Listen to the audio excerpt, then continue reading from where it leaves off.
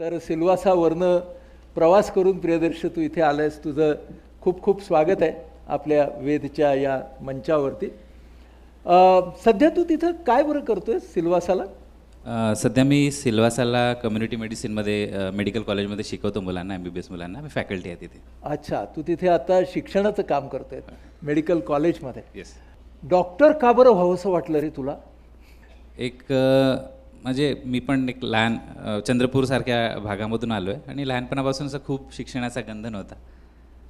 गणित अजिबात येत नव्हतं. तर 2 ऑप्शन आम्हाला तेव्हा होते, जसं राजू सांगतो, एक तर डॉक्टर व्हा किंवा इंजिनियर व्हा. हे 2च गोष्टी लहानपणापासून बघितल्या होत्या. गणित येत नाही तर त्याच्यामुळे मग ते काही प्रश्नच नव्हता.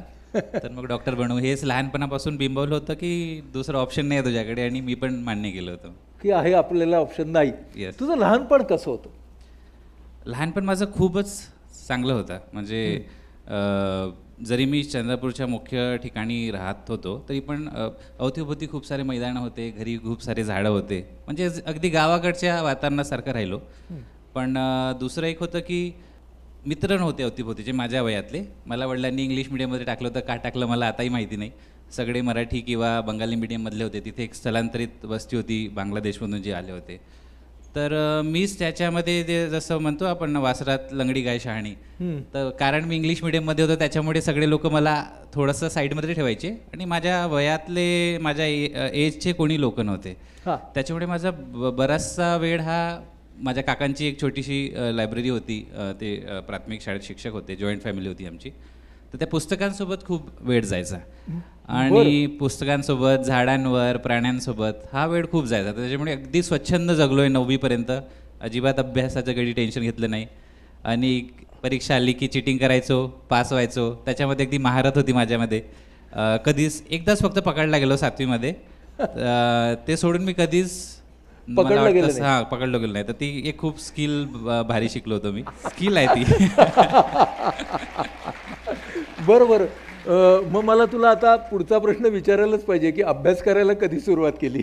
10वीत असताना मग तेव्हा बोर्डात असं असायचं की कोणी चिटिंग करताना पकडलं गेलं की पेपरात नाव यायचं. तर मला तेवढी प्रसिद्धी पाहिजे नव्हती. तर मग 10वीत मी पहिल्यांदा अभ्यास केला.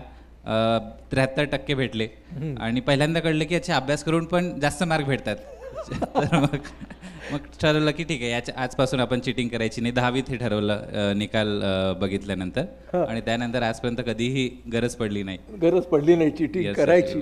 आता तू म्हणालास काकांच्या लायब्ररीतली पुस्तकं, तर कुठली अशी पुस्तकं होती की ज्यांनी तुला त्या वयामध्ये खूप प्रभावित केलं? थोडंसं बॅकग्राऊंडमध्ये असंही होतं की घरची परिस्थिती खूप अशी म्हणजे मध्यम क्लास होती.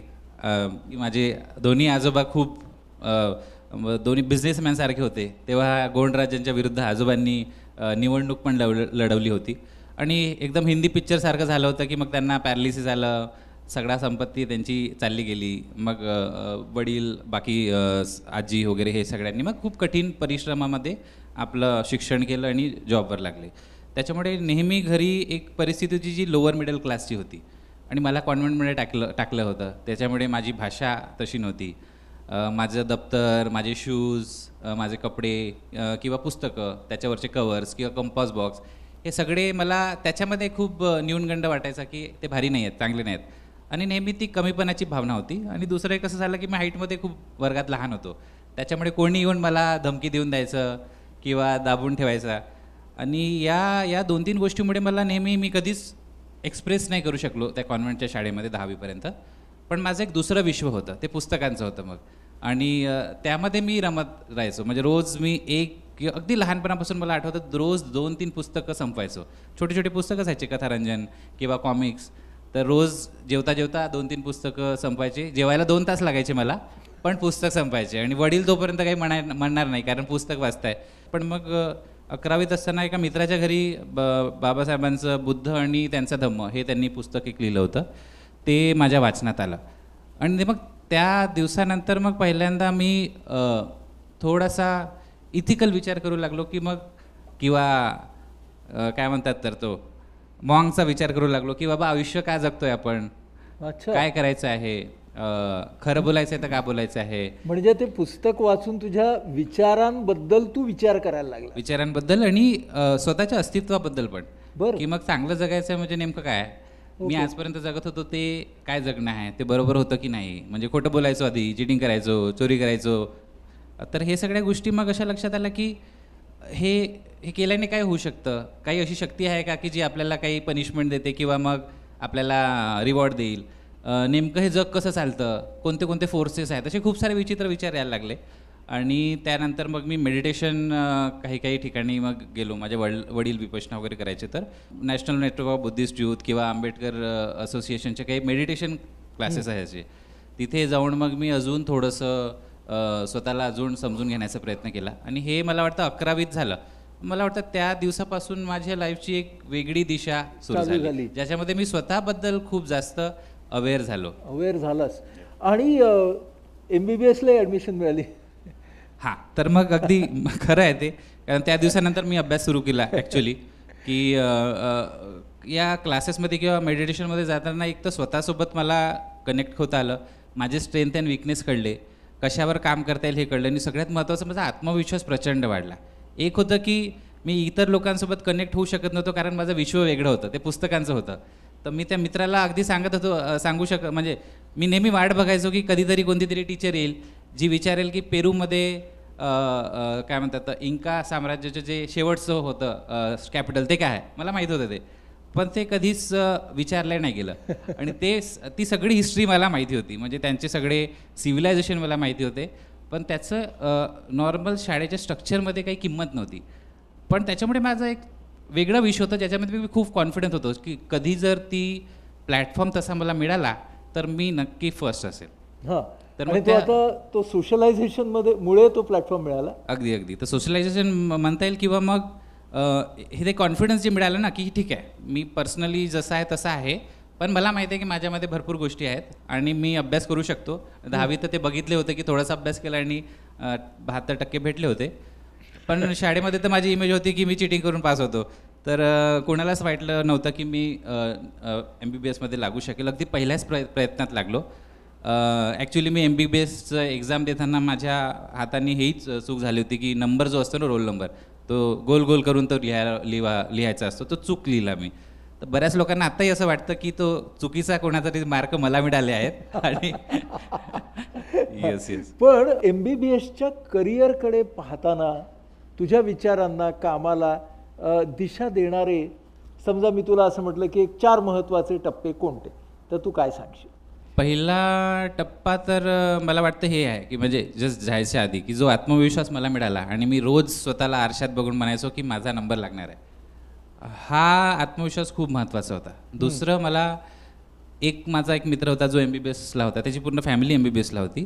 त्यांनी मला एक खूप सुंदर पुस्तकं सजेस्ट केली होती की हे पुस्तक तू वाच, आणि मी मन लावून तेच पुस्तक वाचले आणि त्या पुस्तकाने खूप फायदा झाला आणि मी नक्की म्हणजे मग ते एक्झाम पास होऊ शकलो. प्लस माझं जो विश्व होता ते खूप संकुचित होतं की फक्त टेक्स्टबुक वाचा, त्याच्यापेक्षा वेगळं विश्व होतं ज्याच्यामध्ये डिटेलमध्ये होतं. तर मला लक्षात आलं की अच्छा, माझी वाचनाची जी शैली आहे ती कशी आहे, कारण लहानपणापासून मी गोष्टींचे पुस्तक वाचतो आहे ज्याच्यामध्ये डिटेल्स वाचायचे नाही आहे, तर पूर्ण फापट पसारा वाचायचा आणि त्याचा सारांश लक्षात ठेवायचा, ही माझी लर्निंग स्किल होती. त्या पुस्तकाने पण मला तीच दिलं. खूप सारं माहिती असायची आणि मी त्याच्यातली समरी नेमकी शोधून काढायचो, तर ती माझी स्किल होत गेली.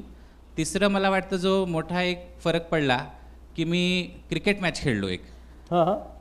मी फर्स्ट इयरमध्ये जेमतेम पास झालो होतो. सेकंड इयरमध्ये मी ठरवलं की मी सिरियसली अभ्यास करेल. सगळे मॅचेस सोडले. मी चांगला बॉलर होतो आणि मग शेवटी मग एक आमची B टीम होती, टेनिस बॉलची होती. त्यांनी खूप म्हटलं की आमच्याकडे एक बॉलर कमी आहे, प्लीज या खेळायला ये. तर मी गेलो आणि परत ते 6 महिन्यात मी टॉप होतो सेकंड इयरमध्ये पूर्ण सगळ्या विषयामध्ये, आणि परत शिक्षण सोडलं. मग मी म्हणजे नुसतं उन्हाळक्या करा आणि परत खेळा, कारण मग तिथे खेळायला गेलो तर बाकी लोक म्हणाले आमच्यासोबत पण खेळ.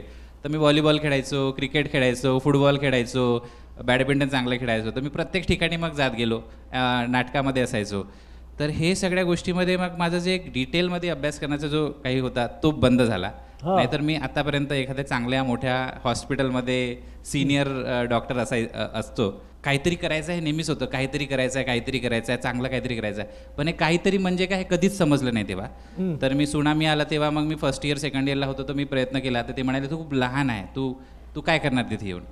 तर धडक मोहिमेसाठी मग मेळघाटमध्ये व्हॉलेंटियर्स जायचे तिथे बालमृत्यू आणि कुपोषण कमी करायसाठी. तर मग बीजेमधून एक कुंदन फलक नावाची आमची मैत्रीण आहे, ती आली होती हे सांगायसाठी की तसं तुम्ही व्हॉलेंटिअरिंग करायला जाऊ शकता. तर मला ती पहिली संधी मिळाली. ही खूप लहानपणापासून मी जे संधीची वाट बघत होतो ती तशी संधी होती. आणि त्या संधीला मी होकार दिला. मी तिथे गेलो. तिथे गेल्यानंतर मग जे काही मला दिसलं की मी या लोकांशी कनेक्ट करू शकतो, मी उत्कृष्ट संभाषण करू शकतो. गावात मला अजिबात काही प्रॉब्लेम येत नाही, उलट सिमेंटच्या जंगलापेक्षा इथे जास्त चांगलं वाटतं. हे सगळ्या स्वअनुभवातून मला स्वतःचीच एक नवीन ओळख मिळाली. तर हे तिसरी गोष्ट. आणि चौथी गोष्ट, मग बिहारमध्ये मी इंटर्नशिप करत होतो तेव्हाही 3 महिने मी स्टार्टिंगचे मी PGच्या अभ्यासाला सुरुवात केली, PG प्रिपरेशनला. आणि 17 ऑगस्टच्या आसपास 2008 बिहारमध्ये पूर आला कोसी नदीला. आणि 17 जिल्ह्यांमध्ये जिथे कधीच पाणी त्यांनी बघितलं नव्हतं त्या एरियामध्ये पूर आला. आणि मी ठरवलं की मी जाणार. म्हणजे मी ऑफिशियली नव्हतो. महाराष्ट्र सरकारद्वारे 50 डॉक्टर्सला पाठवण्यात येत होतं. त्याच्या एकाला मी विचारलं, तो म्हणाला मी तिकीट देतो, आमच्याकडे एक्स्ट्रा आहे, येत असेल तर ये. मी पडून गेलो कॉलेजमधून आणि त्यांना जॉईन झालो. तर तो माझ्या आयुष्यातला परत एक सेकंड टर्निंग पॉईंट आहे, जो तिथे गेलो, बिहारमध्ये गेलो, तिथे 3 महिने राहिलो. अगदी प्रतिकूल. बाकीचे लोक परत आले पण तू राहिला? मी राहिलो, कारण तिथे अचानक काही ॲक्सिडेंट झाला होता, जे मी पुढे सांगेलच. तर त्यामध्ये सगळ्या लोकांना 3 दिवसात परत बोलवलं. पण मी ऑफिशियली गेलो नसल्यामुळे मला ते बोलवू शकत नव्हते. मी वडिलांना फोन केला, ते म्हणाले तुला थांबायचं असेल तर थांब, काम कर. आणि घरच्यांनी नेहमी सपोर्ट केला या सगळ्या गोष्टींमध्ये. तर मी 3 महिने तिथे एकटा काम करू शकलो. अगदी इंटर्न होतो, पण मी 3 जिल्ह्यातलं काम बघत होतो. तर हे माझ्यासाठी स्वतःची परत अजून नाविन्याने ओळख करून द्यायला पुरेसं होतं. हां, आता तू MBBS जेव्हा झालास, त्याच वेळेला म्हणजे मेळघाटामध्ये काम करतानाच तू निर्माणमध्ये सहभागी झालास, नाही का? तो पण एक टर्निंग पॉईंट होता. निर्माण जे आहे MBBS झाल्यानंतर मग मी जेव्हा मेळघाटाला म्हणजे आम्हाला बॉन्ड असतो 1 वर्षाचा की तुम्ही काम केलं आहे तर आता कुठे 1 वर्ष तुम्हाला गव्हर्नमेंट सर्व्हिस करावी लागेल. बरेच लोक ते 2 लाख रुपये देऊन ते बॉन्ड ब्रेक करतात. पण मी घरच्यांना म्हटलं की नाही, बॉन्ड करायचा असतो, महत्त्वाचा आहे. म्हणजे त्यांना कुठंच बोललो मी, नाही तर त्यांनी पैसे दिले असते आणि बॉन्ड ब्रेक केला असता.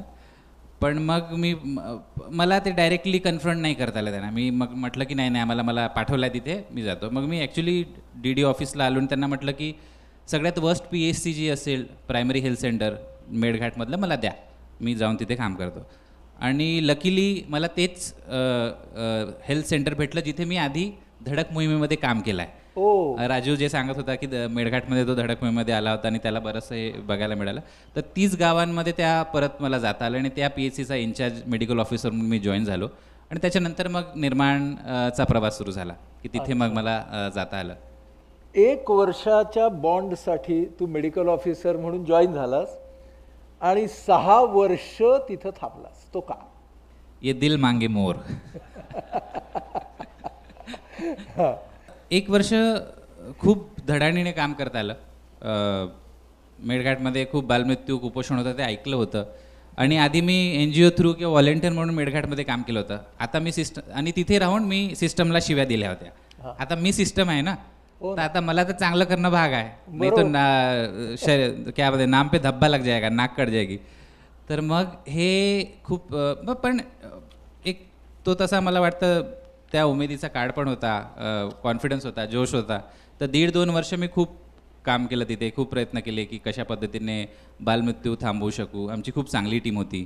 तर हे काम करता करता कसे दिवस गेले हे कळलंच नाही. कारण एक माझ्या लक्षात आलं की माझं क्लिनिकल नॉलेज बऱ्यापैकी चांगलं होतं. मी कॉलेजमध्ये असताना पण बरेचदा मी क्लिनिकमध्ये, हॉस्पिटलमध्ये, कॅज्युअल्टीमध्ये, लेबर रूममध्ये बसून राहायचो. तर स्किल वाईज मला भरपूर यायचं. थेरी वाईज मी कदाचित कमजोर असेल. पण मग माझा रेफरल रेट पण खूप कमी होता. म्हणजे मेळघाटात माझ्या PHCमध्ये आधी मी जेव्हा जॉईन झालो तेव्हा 10 लोक यायची. मी जेव्हा सोडलं तेव्हा दिवसाला 150 लोक यायची. आणि डिलिव्हरीज यायची, लहान मुलं यायचे, सिरियस पेशंट यायचे. आणि आमचा रेफरल रेट 2-3% होता. खूपच कमी लोकांना आम्ही रेफर करायचो. मॅक्झिमम लोक आम्ही तिथे त्या छोट्याशा 2-4 रूमच्या दवाखान्यात आम्ही मॅनेज करायचो. तर मला वाटायचं की मग PG का करायचं आहे, म्हणजे फक्त नावापुरतं करायचं आहे की खरंच काहीतरी मिळणार आहे. तर या एका गोष्टीने मी ठरवलं की ठीक आहे आपण कंटिन्यू करू, आणि कंटिन्यू होत राहिलं. मग केदारनाथचं फ्लड आलं तेव्हा मी केदारनाथला गेलो होतो. त्याच्यानंतर मधामधात काही काही ट्रेनिंगसाठी मला बाहेर पाठवण्यात आलं 6 महिने किंवा 2 महिने वगैरे. तर हे कंटिन्यू होत राहिलं. म्हणजे ना मला असं दिसतंय की तू समाजाबरोबर जोडून राहत गेलास.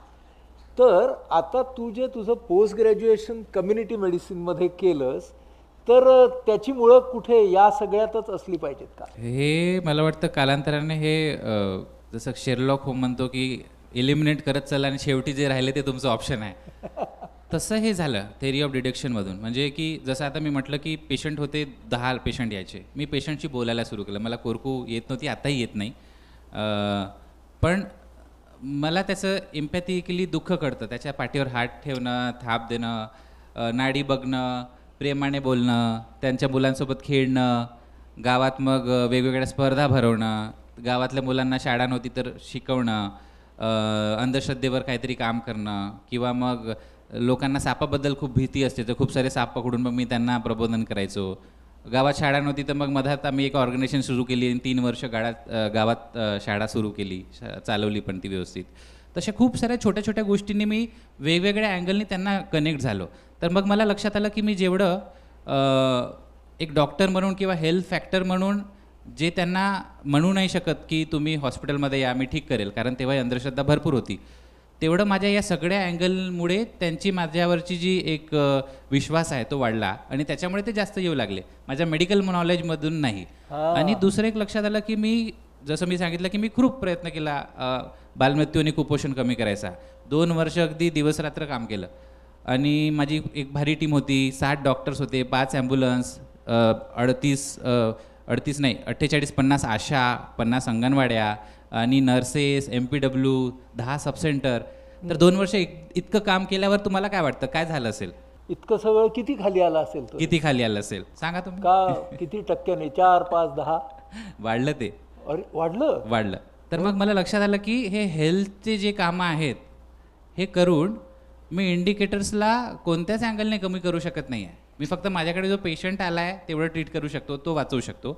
ॲक्च्युली वाढलं ते याच्यामुळे की आम्ही मग रिपोर्टिंग चांगली केली ना. आधी लोक मिस रिपोर्टिंग करायचे तर कदाचित 10 सुटले डेथ्स किंवा मालन्यूट्रिशन. आता रिपोर्टिंग वाढली म्हणजे मी केलेले काममुळे ॲक्च्युली हेल्थचे जे बालमृत्यू किंवा कुपोषण आहे ते फक्त 10% कमी झालं. पण मग मला लक्षात आलं की मग हे सोशल डिटर्मिनंट्स म्हणजे एज्युकेशन, एम्प्लॉयमेंट, पॉवर्टी एलिमिनेशन, त्याच्यानंतर त्यांचे जे अंधश्रद्धा आहे, त्याच्यानंतर त्यांचे ब्रेस्ट फिडिंगचे प्रॅक्टिसेस आहेत, डिलिव्हरीचे प्रॅक्टिसेस आहेत, कॉम्प्लिमेंटरी फिडिंगचे प्रॅक्टिसेस आहेत, न्यूट्रिशनबद्दलची त्यांची समज आहे, हे जोपर्यंत त्यांना कळणार नाही तोपर्यंत हा बालमृत्यू कुपोषण कधीच कमी येऊ शकत नाही. म्हणजे तू असं म्हणालास की काही असतात ते मेडिकल इंटरव्हेन्शन असतात, म्हणजे आपण वैद्यकीय ज्ञान वापरून ती सेवा देतो, आणि दुसरे असतात ते सोशल डिटर्मिनंट्स असतात, म्हणजे सामाजिक सांस्कृतिक दृष्टीनं त्यांच्याबरोबर काम करतो. तर त्याचा मिलाफ झाल्याशिवाय खरा बदल आरोग्यात होऊ शकत नाही, अजिबात होऊ शकत नाही. आणि मग हे डिटर्मिनंट्स मला कधीच कॉलेजमध्ये शिकवले नव्हते किंवा मी लक्ष दिलं नव्हतं तेव्हा. कॉलेजमध्ये तुम्हाला माहिती आहे ते एक कम्युनिटी मेडिसिन म्हणून एकदम भयान सब्जेक्ट असतो, 3 वर्ष चालतो तो, बाकी सगळे सब्जेक्ट 1 वर्षाचे असतात, ते 3 वर्ष चालतं. तर नंतर लक्षात आलं की मला सोशल डिटर्मिनंट्स नाही कळत, किंवा मग एखाद्या प्रश्नांची जे रिसर्च करून रूट कॉज शोधणं आहे ते कळत नाही. कॉज शोधल्याशिवाय आपण सोल्युशन देऊ शकत नाही. तर मग ह्या सगळ्यासाठी मग मी ठरवलं की मी कम्युनिटी मेडिसिनमध्ये PG करेल आणि मग ते शिकायसाठी मग मी सेवाग्राममध्ये अर्ज केला. आणि मग अशा प्रकारे तू PG झालास? नाही, असं इतक्या सोपं नाही झालं ते. मी अर्ज केला आणि मग मला मिळालं नाही ऑब्वियसली ते, पण तोपर्यंत मी इथे काय केलं होतं, म्हणजे मी रिझाईन केलं होतं की मला मिळणारच होतं, पण मी वेटिंग फर्स्ट होतो पण मिळालं नाही. तर मग मी थोडंसं आता कन्फ्यूज झालो की आता काय करायचं. सोशल डिटर्मिनंट्स शिवाय मेळघाटमध्ये काम करणं म्हणजे फक्त मलमपट्टी करणं सुपरफिशियल, आणि आता सोशल डिटर्मिनंट्स शिकायचे आता कुठे शिकायचं, कारण PG करू शकत नाही. तर एका मित्राने, सचिन म्हणून आमचा मित्र आहे, त्यानं म्हणाला की ओरिसामध्ये खूप चांगलं हॉस्पिटल आहे, एक बिसमकटकला ख्रिश्चन हॉस्पिटल बिसमकटक आहे, ते डेन्मार्कवरून एका बाईने येऊन सुरू केलं होतं इथे. तर तिथे कम्युनिटी प्लस क्लिनिकल हे दोन्ही शिकवलं जातं. तर मग मी तिथे मग कम्युनिटी वर्क शिकण्यासाठी मग 1 वर्ष होतो 1 वर्ष आणि होतं. नेक्स्ट मग मी सेवाग्रामला येऊन मग PG कंप्लीट केली. मला सांग की तू म्हणजे MBBS झाल्यावरती सुद्धा आणि MD झाल्यावरती सुद्धा मेट्रो महानगरात काम करायच्या ऐवजी ना मेळघाट ओरिसा म्हणजे गेलास तर सुद्धा ओरिसातच छत्तीसगड बिहार असं का फिरतोस? म्हणजे तुला असं नाही का वाटत की मुंबई पुणे बंगलोर अशा ठिकाणी सुद्धा सेटल बिटल व्हावं? मला वाटतं की आता ते सिमेंटच्या जंगलापासून जसं मी आधीच सांगितलं ना, मला खरी जंगलं जास्त आवडतात आणि तिथल्या लोकांचे व्यवहार, त्यांचा इनोसेन्स, त्यांची जीवनपद्धती, त्याच्यामध्ये एक आपुलकी वाटते. म्हणजे इथे मी अगदी माझ्या आता दमणमध्ये आलो आहे मी, तर माझ्या शेजारी कोण नसतं, वरती कोण असतं ते सुद्धा बऱ्याचदा मला माहीत नसतं, पण तिथे अख्खं गाव मला ओळखतं. आणि हे माणसाचं जे कनेक्शन आहे, टच आहे, मला ते खूप माझ्यासाठी माझी लाईफलाईन आहे. म्हणजे माझ्यासाठी दोन्ही लाईफलाईन आहे. मला ते कनेक्शन पण पाहिजे आणि मला माझं एकांत पण पाहिजे. हे दोन्ही मला अशाच ठिकाणी मिळतं. हां, हे दोन्ही तुला तिकडे मिळतात म्हणून तू तिकडे जात असतोस. पण मला सांग की तू आता शिक्षक आहेस, म्हणजे तू आता कम्युनिटी मेडिसिनचा प्रोफेसर आहेस, बरोबर? एका बाजूने तू तुझ्या डेव्हलपमेंटसाठी खूप सारे अनुभव घेत गेलास आणि आता ते अनुभव तू मुलांना देतोस. म्हणजे त्या सोशल डिटर्मिनंट्सची जी महत्ता आहे, त्याचं जे महत्त्व आहे ते तू या मेडिकलवाल्या मुलांना शिकवतोस, राईट? तर हा शिकवतानाचा अनुभव कसा आहे? खूप मजा येते मला. म्हणजे मी जेव्हा सेकंड इयरमध्ये, थर्ड इयरमध्ये, फर्स्ट इयरमध्ये होतो त्या याच्यात बघू शकतो आणि मग त्यांना नेमकं कशा पद्धतीने काय इनपुट देता येईल हे मला थोडंसं आकलन होऊ शकतं. आणि त्यांना त्यांच्या भाषेत जेव्हा समजवलं, गप्पा गोष्टी मस्तींमध्ये, आणि अगदी मी त्यांना म्हणतो की मी शिक्षक आहे तरी पण तुमचा मित्र आहे, नावाने हाक मारा, इथपासून सुरू होऊन मग त्यांच्या इश्यूज, त्यांच्याबद्दलच्या गोष्टी, पण अवतीभोवती त्यांना ऑब्झर्व करणं शिकवतो. मला लक्षात येतं की एकदा माणूस ऑब्झर्व करायला लागला आणि थोडंसं तर त्याला स्वतःच हे कळायला लागतं की ये कुछ और है, आणि मग तो स्वतः विचार करायला लागतो. आणि ते जेव्हा तो स्वतः विचार करायला लागतो, मला वाटतं मग ही सगळी जर्नी तिथून सुरू होऊन जाते. म्हणजे वैद्यकीय विद्यार्थ्याने विचार करायला शिकलं पाहिजे, म्हणजे परीक्षेच्या बाहेरचा, स्पर्धेच्या बाहेरचा, सगळ्याच लोकांनी, हां, सगळ्याच लोकांनी करायला पाहिजे. एक रुटीन जी एक मेनस्ट्रीम लाईफस्टाईल आपण शिकलोय की हेच करायचं, अशाच पद्धतीने जायचं. कदाचित थोडंसं त्याला चॅलेंज करून आपल्याला जे आवडतं स्वतःला आणि आपल्याला जे जमतं ते पण करून कधीतरी बघायला पाहिजे, जरी थोडंसं रिस्क असेल. करके तो देखो. हा सगळा तुझा प्रवास ऐकल्यावरती तू धडपड्या डॉक्टर आहेस, वेगळा डॉक्टर आहेस, हे आम्हाला कळलं. तर एवढा तू फिरला आहेस, म्हणजे वेगवेगळ्या ठिकाणची आरोग्य व्यवस्था तू पाहिली आहेस, तिचा भाग राहिला आहेस. भारताच्या आरोग्य व्यवस्थेबद्दलची तुझी मतं काय? आता आपण जरा संविधानाला जोडूया, कारण आरोग्याचा हक्क हा सुद्धा फार महत्त्वाचा मूलभूत हक्क आहे. बरोबर आहे. कारण आता ही लढाई फक्त इथे नाही राहिली आहे की चांगली हॉस्पिटल्स बनायला पाहिजे, पण हेल्थ हे पीपल्स राईट हे कधी येईल याच्यावर आता ती लढाई सुरू झाली आहे. म्हणजे हे मोठ्या पातळीवरची आहे. लहान पातळीवर अगदी हेल्थ कॅम्पपासून तर प्रत्येकाला हॉस्पिटल असलं पाहिजे हे आहे, पण आता जसं राईट टू हेल्थ ही पहिली जी ॲक्ट आहे राजस्थाननी पास केली आहे, तर ही मला वाटतं ती लढाईची पहिलं सक्सेस आहे आमचं, म्हणजे आमच्यासारख्या समविचारी लोकांचं. ऑब्व्हियसली मी त्याच्यात काहीच नाही केलं आहे. छत्तीसगडमध्ये आता इलेक्शन मॅनिफेस्टोमध्ये राईट टू हेल्थ किंवा हेल्थ फॉर ऑल हे त्यांचं निवडणुकीचं मेन हे आहे, इन्सेंटिव्ह आहे. आणि ते म्हणत आहेत की आम्ही प्रत्येकाला स्वास्थ्याचा अधिकार देऊ. एकदा तुम्हाला तो अधिकार मिळाला तर तेव्हा तुम्हाला स्वास्थ्य कोणी नकारू शकत नाही. तर हे मोठ्या लेवलवरच्या या गोष्टी चालू आहेत. पण लहान लेवलवर आताही हे वाटतं की जे सेंट्रलाइज मॉडेल आहे जे आत्ताही चालतं, म्हणजे दिल्लीवर काहीतरी ठरेल आणि ते मेळघाटमध्ये पण तेच लागू होईल. म्हणजे दिल्लीमध्ये कोणीतरी वाटलं की नाही नर्सनी लाडू वाटावे, तर नर्स लाडू बनवून ते वाटत फिरत आहे, आणि इकडे पोरांना डायरिया लागत आहे किंवा इकडे त्यांना लाडू आवडतच नाही कारण त्यांना कुटकी आवडतं. तर हे जे सेंट्रलाइज मॉडेल आहे हे कुठेतरी ब्रेक व्हायला पाहिजे. दुसरं, आत्ताच मी दमनमध्ये काल परवाच मी एज्युकेशनचं किंवा मालन्यूट्रिशन कमी करायसाठी आम्ही सगळ्या डिसिप्लिनची एक मीटिंग घेतली होती, जिथे एज्युकेशनवाले, ICDS, आरोग्यवाले सगळे लोक आले होते. आणि सगळे लोक मग त्यांनी सांगितलं की अच्छा, नर्सनी अजून जास्त एक्स्ट्रा काम करायला पाहिजे, ANMनी अजून व्यवस्थित काम करायला पाहिजे, तिला मॉनिटर करायसाठी आपण एक ऑनलाईन हे ठेवू, म्हणजे ती कुठे जात आहे, त्या बेनिफिशरी जात आहे की नाही ते कळेल. पण याच्यात कुठेच पीपल्स पार्टिसिपेशन नव्हतं.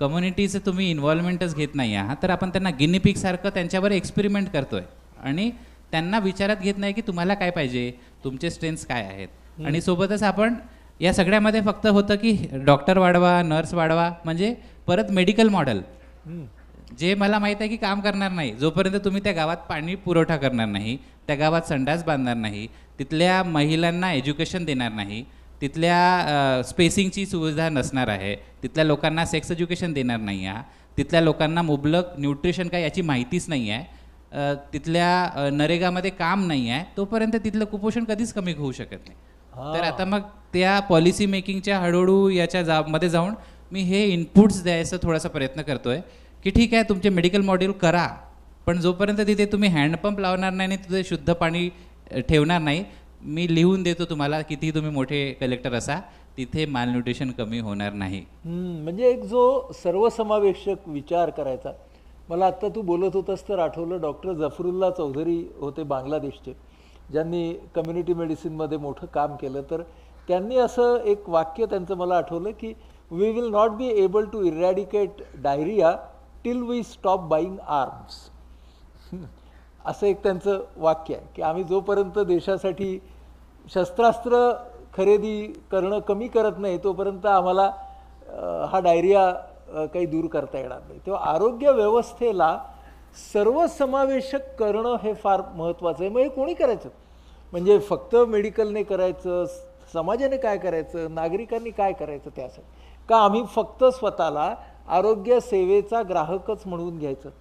मला वाटतं याच्यात स्कॅन्डिनेव्हियन कंट्रीज जसं डेन्मार्क झालं, फिनलँड झालं, यांचे खूप चांगले उदाहरण आहेत. जसं तुम्ही म्हटलं की जोपर्यंत आम्ही शस्त्र विकत घेणं सोडत नाही तोपर्यंत आमचा डायरियाचा प्रॉब्लेम सॉल्व्ह नाही. जसं आता भारताची जे काही GDP असेल त्याच्यातला 20 ते 25% आपण शस्त्र किंवा सैन्यावर खर्च करतो आणि आरोग्यावर कितीतरी वेगवेगळ्या लोकांनी कमिशन बसवून अहवाल आणले आहेत. तर म्हणाले की 5पेक्षा जर तुम्ही कमी करत असाल तर तुमचे लोक निरोगी राहणार नाही. पण आताही आपला जे खर्च आहे तो 1.4 आहे, तो आताही कमी झालेला म्हणजे वाढलेला नाही आणि ते किती वर्षापासून सेम आहेत. तर आणि याच्यात दुसरं आहे की माझं स्वतःची रिस्पॉन्सिबिलिटीज किंवा स्वतःची जबाबदारी जी आहे किंवा पीपल्स इन्व्हॉल्वमेंट हे आतापर्यंत व्यवस्थित झाली नाही. म्हणजे आरोग्य हा माझा अधिकार आहे आणि मी माझ्या आरोग्यासाठी रिस्पॉन्सिबल आहे, पण त्यासाठी मला इम्पॉवर पण करणं गरजेचं आहे किंवा ते इन्फॉर्मेशन माझ्यापर्यंत पोहोचणं गरजेचं आहे किंवा मी ठरवेल की माझ्या सभोवताली कशा पद्धतीचं आरोग्य व्यवस्था उभी राहील आणि मला ती मिळेल, याच्यासाठी पण पुढाकार नाही आहे. किंवा आपले जे चांगले कायदे होते म्हणजे औषधांबद्दलचे, पेटंटबद्दलचे, ते पण आता रिसेंटच्या सरकारमध्ये हळूहळू ते आपण त्याला खारीज करतोय, जेणेकरून की आपल्याला परत महागडे औषधं विकत घ्यावे लागेल किंवा पैसेच खर्च करावे लागले. म्हणजे आता असं आहे की तुमच्याकडे पैसा आहे तर तुम्हाला वाचण्याची 95% चान्स आहे. तुम्ही लातूरच्या एका गावातले असाल तर तुमचं जगण्याचं चान्स जो आहे, जर तुम्ही सिरियस आजारी आहात तर मला वाटतं 20% आहे. तर परत हे पैशावर येत आहे. तर मग हे इथे कुठेतरी आपण त्याला आपला अधिकार म्हणून पण घ्यायचं आहे, पण शासनाचं पण ते तेवढंच दायित्व आहे की आपल्यापर्यंत तो आपला अधिकार आहे हे पोहोचवणं. म्हणजे संविधानामध्ये अभिप्रेत असलेला जो हक्क आहे म्हणजे माणसाचा, त्याच्यामध्ये काय म्हटलंय की दर्जाचा फरक नसला पाहिजे. तर त्याचप्रमाणे आरोग्य सेवा जर माणसापर्यंत पोचायची असेल तर ती कुठल्याही माणसाला एक समान पद्धतीची किंवा कार्यक्षमतेची आरोग्य ॲसेसेबल, अफोर्डेबल अँड फिजिबल आणि कल्चरली रिलेव्हंट त्याच्या एरियामध्ये. तू काय म्हणालास? ॲक्सेसिबल म्हणजे सहज शक्य, त्याच्या आवाक्यात, म्हणजे माझ्या 10 किलोमीटरच्या परिघात ती उपलब्ध पाहिजे, अफोर्डेबल पाहिजे, मला परवडली पाहिजे. नंतर आणि कल्चरली ॲक्सेप्टेबल, म्हणजे माझ्या संस्कृती बरोबर तिचं काहीतरी नातं असलं पाहिजे. बरं, आता हे सगळं करण्याचं जे एक तूही आता त्या कम्युनिटी मेडिसिनमध्ये आहेस, म्हणजे एक साधन तुझ्याकडे अनुभव आहे. तर मी जर तुला असा प्रश्न विचारला की तू जेव्हा तुझ्याच वर्गातल्या UG PG मधल्या जे आता ना इंडिव्हिज्युअल प्रॅक्टिस एकदम चकाचक त्यांची जमलेली आहे, त्यांच्या 3 गाड्या आहेत, एक घर, एक फार्म हाऊस आहे, त्या सगळ्यांच्याकडे बघतोस तेव्हा त्यांना तुझ्याबद्दल काय वाटतं आणि तुला त्यांच्याबद्दल काय वाटतं? मला वाटतं की मी जेव्हा हे सगळं करायचो तेव्हा लोक शिव्या द्यायचे की क्या कर रहा है ये, पढ़ाई कर PG, चुपचाप कहाँ जा रहा है घूमने, ये सब. कारण मी त्याच्यानंतर परत छत्तीसगडला गेलो होतो, आसाम, राजस्थान अशा 2-3 ठिकाणी होतो. तर या सगळ्यामध्ये हे लक्षात येतं की इनिशियली त्या फेजमध्ये लोक सेटल लाईफच्या मागे लागली होती. त्याला मी डेस्टिनी सिंड्रोम म्हणतो. म्हणजे की बाबा मला वाटतं की आनंद तिथे आहे, मग मी इथे पोहोचतो. म्हणजे 12वीमध्ये पालक पण म्हणतात 10वी फक्त पास कर, मग तुझं आयुष्य एकदम सुंदर होईल. मुलगा 10वी पास करतो, 2 मिनिटाचा आयुष्य आनंद असतो तो. परत सांगतात की आता कॉलेज कोणतं आहे ते शोध, आयुष्य म्हणजे ते आनंद संपला. म्हणतात की 12वीमध्ये चांगला नंबर काढ म्हणजे तुझं पूर्ण आयुष्याचं सोनं होईल. मुलगा 12वीमध्ये ते नंबर काढतो, परत 2 मिनिटाचा आनंद असतो, परत नवीन फॉर्म भरायचं असतं. त्याच्यानंतर तिसरं येतं की ठीक आहे कॉलेजमध्ये तू कसा बसा डिग्री घे, तुझं आयुष्य सुधरेल. किंवा एंट्रन्स एक्झाममध्ये पास व्हा, आता तर पलीकडचा टप्पा आला, म्हणजे तुझं आयुष्य सुधरेल. मग म्हणतात की PGमध्ये नंतर UGमध्ये नंतर PGसाठी नंबर लाव म्हणजे तुझं आयुष्य सुधरेल. नंतर म्हणतात की एखादी सेटल नोकरी धर, तुझं आयुष्य सुधरेल. नंतर परत म्हणतात की घर घे, आयुष्य सुधरेल. लग्न कर, आयुष्य सुधरेल. मुलगा हो दे, आयुष्य सुधरेल. ते आनंद कधीच भेटत नाही. प्रत्येकजण त्या आनंदामागे हे डेस्टिनी अचीव करत असतो. 40-50 पर्यंत येतो आणि म्हणतो की आनंद कुठे आहे. तर हे डेस्टिनी सिंड्रोममध्ये आपण प्रत्येक याच्यामध्ये अडकलेलो आहोत. तर ते मला वाटतं की कुठेतरी ती प्रोसेसच एवढी सुंदर आहे. तर त्या डेस्टिनी मागे का प्रोसेस पासून बाहेर पडण्याची प्रोसेस. अगदी अगदी अगदी बिलकुल बिलकुल. तर ते आनंद आपल्या आतमध्ये आहे. आपल्याला जे करता येतं, आपल्याला ज्याच्यात मजा येते आणि जे जमतं ते केल्याने मिळतं. आणि जर त्याच्यावरच आपलं उदरनिर्वाह होत असेल तर मजा आहे. आणि नाही होत असेल तरी 10 ते 5 नंतर आपल्याकडे दिवसाचे 16 तास वाचतात, जिथे आपण आनंद शोधू शकतो, आपल्याला हवं ते करू शकतो. मला सांग, तू आत्ता जॉब करत असताना सुद्धा मणिपूरपर्यंत पोहोचतोस, पूर आला की केदारनाथपर्यंत पोहोचतोस, हे इनर कॉलिंग काय असतं? कॉन्स्टिट्यूशनचा जो ब्रदरहूडचा व्हॅल्यू आहे की आपण सर्व भारतीय आणि बांधव आहोत. तर असं अवघड आहे ना की आपला भाऊ बहीण प्रॉब्लेममध्ये आहेत आणि आपण इथे निवांत TV बघतोय, मूवीला जातोय किंवा आहे. तर ते एक मला वाटतं की ते काहीतरी करायचं आहे, आपल्याला जमतं ते, तर जाऊन बघूया आणि जे काही होऊ शकतं ते प्रयत्न करूया. तर करके दखो हे एक खूप सुंदर शिकलो आहे की करून बघू चला काय होतं ते. तर हे एक डोक्यात फिक्स बसवलं आहे की जर मी नाही तर कोण करेल, आणि जर आत्ता नाही तर कधी करू. तर मग जे जसं जसं समोर येतं, म्हणजे यांच्याबद्दल राही किंवा बाकी लोकांना किंवा राजूलाही बघून हे किती डेप्थमध्ये जातात हे बघून मला कधी कधी हेवा वाटतो. कारण मी खूप सुपरफिशियली खूप सारे काम करून ठेवलेले आहेत, पण त्यामध्ये मला आनंद आहे आणि कुणाला कुठेतरी ते फायदा आहे. तर मग कदाचित ती माझी तशी जगण्याची प्रवृत्ती आहे की जिथे मी मल्टीटास्किंग करू शकतो, खूप साऱ्या गोष्टीमध्ये जाऊ शकतो, असू शकतो आणि कनेक्ट करू शकतो लोकांना. And that is my way of living. आणि राजू, राही आणि बाकी लोक आहेत जे हे डीपमध्ये जातात, and that is there way of living. पण आम्ही दोघांनी पण आपले ध्येय शोधले आहेत. वा, आपण दोघांनी आपापले ध्येय शोधले आहेत. आजपासून 5-10 वर्षांनी तू स्वतःला कुठे पाहतोस? 5-10 म्हणजे एक तर आहे की या सगळ्या प्रवासामध्ये अनेक फेल्युअर्स आले, अनेक चुकीचे म्हणजे मी चुकाही केल्या आहेत. आणि असं माणूस म्हणून आधीपासून जे 11वीपर्यंत जे बिल्डअप झालं होतं ते आताही असं पूर्णपणे नाही केलं. आताही कधी कधी वाटतं की एखादं थाप मारावी, खोटं बोलावं किंवा आहे. तर आता माझं मेन काम जे आहे ते नेहमी स्वतःवर चाललेलं आहे की मनामधून मी अजून कसं इथिकली जगू शकेल. म्हणतो कम्युनिटी पार्टिसिपेशन, पण आताही वाटतं की खरंच मी केपेबल आहे का. आधी घरी जॉईंट फॅमिलीमध्ये राहिलो, पण आता एक 3 BHK फ्लॅटमध्ये मला वाटतं की कोणी गेस्ट आला तर माझी प्रायव्हसी अफेक्ट होईल. पण राही मला म्हणाले की आता तिने शेअर केलं होतं की त्या आदिवासी मुलींनी किती चांगल्या पद्धतीने त्यांना ॲक्सेप्ट केले. आणि आजही मी बघतो की खरंच लोक असे ॲक्सेप्ट करतात. आणि माझ्यात ते कुठेतरी भावना ती आता निर्माण तर होऊ लागली नाही ना, जिथे मी पण एक त्या अर्जुनवाल्या याच्यामध्ये चालला जातोय, जिथे मी ती माणुसकी विसरतोय. तर मला स्वतःमध्ये ही जागृती, ही जाणीव, कॉन्शियसनेस जिवंत ठेवायची आहे. माझ्यामधली निरागसता, लहानपणा जो आहे, खेडकरपणा, तो जिवंत ठेवायचा आहे. कधीच मला मोठं व्हायचं नाही आहे. दुसरं आहे की 40 किंवा 45मध्ये रिटायर व्हायचं आहे. म्हणजे पैसा कमवण्यासाठी काम करायचं हे नाही करायचं आहे. आणि त्याच्यानंतर फ्रीलॅन्सर म्हणून हे लिहित राहायचं आहे, लोकांपर्यंत पोहोचवायचं आहे. आणि माझ्यासारखे जसा दीपाताई इथे आहेत निर्माणमध्ये, हे आमचे मेंटर्स होते. यांनी आम्हाला एक सजगता दिली होती, प्लॅटफॉर्म दिला होता की तुम्हाला जर काहीतरी करायचं आहे तर असे अनेक लोक आहेत, तुम्ही एकटे नाही आहे. आणि तो माझ्यासाठी सगळ्यात मोठा स्ट्रेंथ होता. त्या कॅम्पमध्ये मी काय शिकलो, यांनी खूप प्रयत्न केले असतील. 3-4 कॅम्पमध्ये होतो आणि खूप सुंदर कंटेंट दिला असेल, पण मला तो कंटेंट आठवत नाही. पण तर मला ती स्ट्रेंथ दिसते, सॉलिडिटी दिसते की माझ्यासारखे महाराष्ट्रामध्ये 100 लोक आहेत ज्यांना काहीतरी करायचं आहे आणि ते वेगवेगळ्या फील्डमध्ये आहेत. तर मी स्वतःला एकटं का समजू. तर तसं मग आता मी माझ्या लाईफमधला एक ध्येय बनवलं आहे की असे जे समविचारी लोक आहेत, यूथ्स आहेत, जे शोधत आहेत स्वतःला काहीतरी चांगलं करायचं आहे, पण ते काय करायचं शोधत त्याचा शोध घेत आहेत, अशा लोकांना महाराष्ट्रात तर खूप सारे असे प्लॅटफॉर्म्स आहेत, महाराष्ट्राबाहेर असे प्लॅटफॉर्म्स आम्ही बनवतो आहे. तर मग तसे मग आता छत्तीसगड आणि नॉर्थ ईस्टमध्ये सुरू केले आहे आणि मला पूर्ण एक दरवर्षी एक नवीन राज्य असं करून ते भारतभर बनवायचे आहे. आणि पुढच्या 10-20 अजून 2-3 वर्षात अजून खूप सारे प्लॅन्स आहेत, ते हळूहळू सांगेल मी तुम्हाला पुढच्या वेदमध्ये. फार छान. आपण सगळेजण तू आत्ता म्हणालास त्याप्रमाणे वेगवेगळ्या मुक्कामांच्या शोधात असतो. एक 10वीचा मुक्काम, मग 12वीचा मुक्काम, मग एंट्रन्सचा मुक्काम, मग UGचा, मग PGचा, मग प्रॅक्टिसचा, मग फार्म हाऊसचा.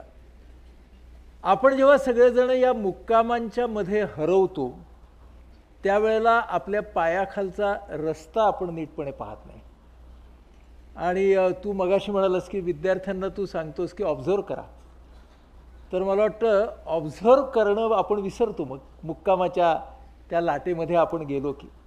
आणि भगवान बुद्धांचा तू रेफरन्स दिलास तर त्यांनी त्यांच्या शिष्यानं हेच सांगितलं, एही पश्य, येऊन पहा.